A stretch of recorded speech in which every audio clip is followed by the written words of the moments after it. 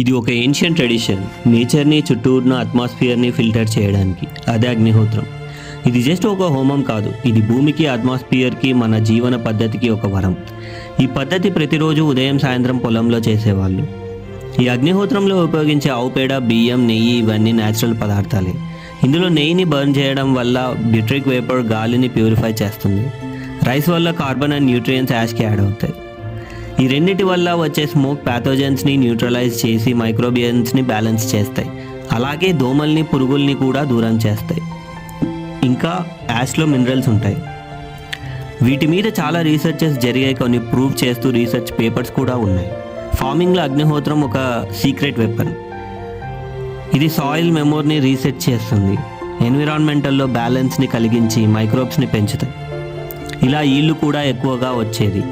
ఇది మన కల్చర్, మన రిథం.